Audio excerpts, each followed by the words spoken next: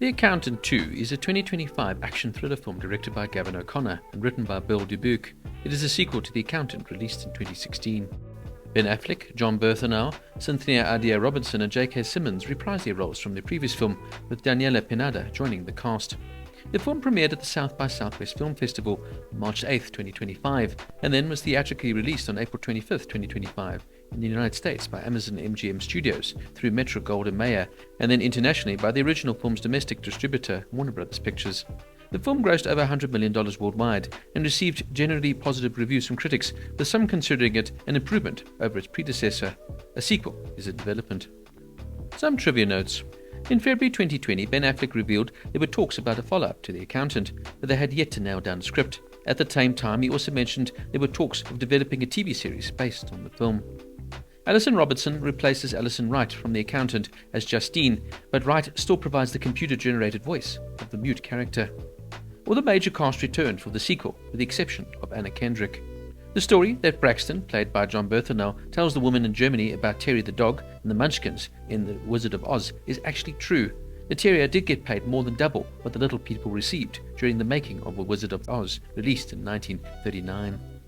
Alison Robertson, who plays the non-verbal Justine, is actually on the spectrum herself, although she is not non-verbal. J.K. Simmons' role in the sequel is considered to be one of the shortest of his career. The film's plot revolves around the rescue of Ananias' young son. Yet after he's finally saved, there's no reunion with his mother. He's quickly instead sent off to live at the Harbour Neuroscience Academy. Several elements are copied from the original Accountant film. Early in the film, Ray King runs across traffic holding his hands to slow it down, and the scene is repeated later in that film. Christian Wolff also beats up some people and then says to a female, "We should go," and the film ends with Christian towing his Airstream off into the distance.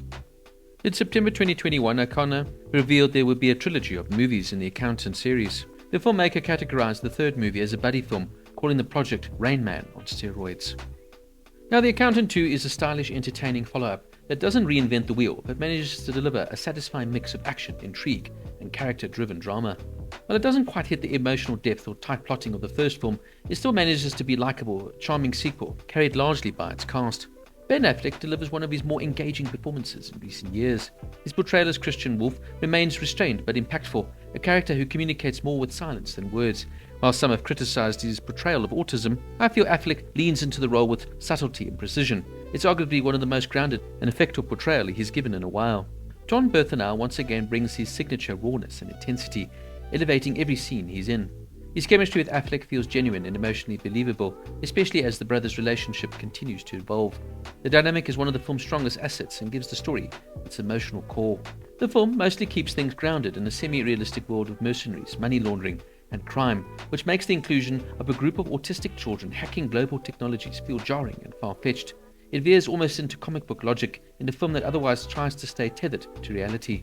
Similarly, scenes like Affleck doing a line dance add little to the story and feel like indulgent detours, neither funny nor revealing. There are a few missed opportunities for emotional payoff and some scattered pacing issues that leave parts of the film feeling rather uneven. The film, however, does touch on important social issues like child trafficking, which is commendable for a genre flick, but it doesn't fully explore them beyond surface-level acknowledgement. There is thematic potential here that goes largely untapped. One frustrating aspect is the lack of clear callbacks from the first film. For viewers who haven't revisited the original recently, it's easy to feel lost in the connective tissue of characters and plot points. A bit more context would have gone a long way.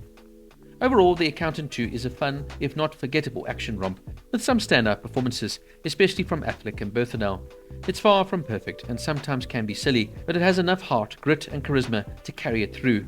Fans of the original will likely enjoy this, even if it doesn't quite stick the landing or justify the sequel in full. The Accountant 2 gets a 7 out of 10.